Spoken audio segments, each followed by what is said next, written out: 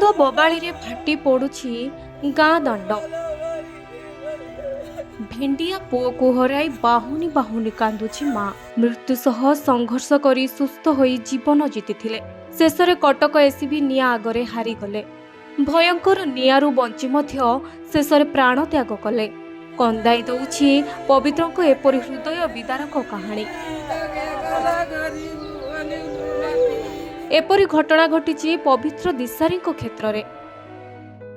पवित्र हेउछन्ति कोरापुट जिला बोरीगुमा ब्लॉक अंतर्गत पंडसगुड़ा ग्रामर 20 वर्षीय युवक।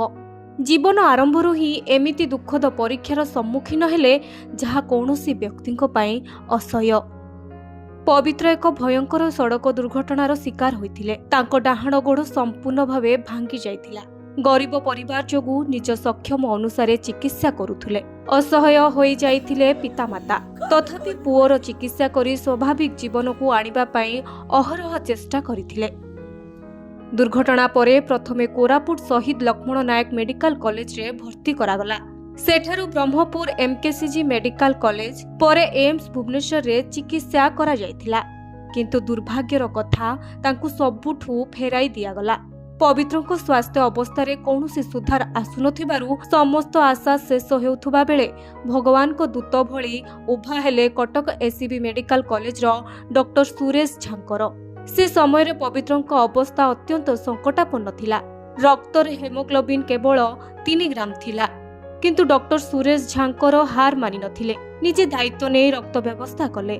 निजे दायित्व नै ऑपरेशन कराइले एवं पवित्रको नुआ जीवन देबा पई कृत्रिम डाहाण गोड़ प्रत्यारोपण कराइले।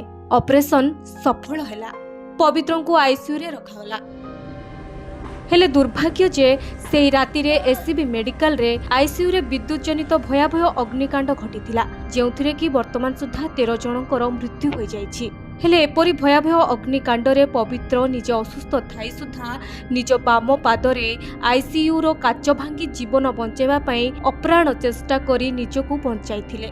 सेही समय रे डॉक्टर सुरेश झांकर मध्य मेडिकल रो ट्रमा केयर सेंटर रे थिले। किंतु सौभाग्यवशतः से तळ मोहल्ला रे थिले। एपरी घटना सुनी से मध्य भयभीत अचिंतित होई पड़िथिले।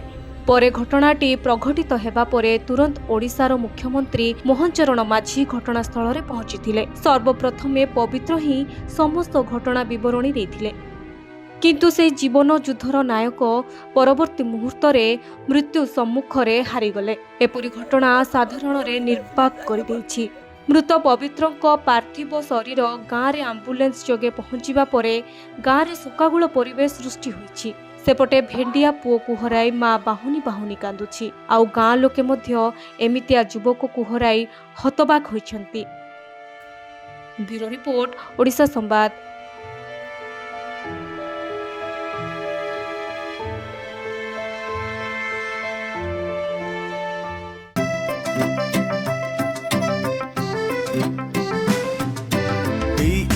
जी चाहता है चलो कुछ ऐसा करेंगे।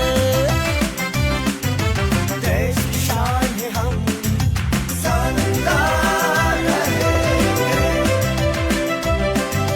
शानदार रहेंगे। टीएससी गुरुकुल गोठपाटଣା भुवनेश्वर।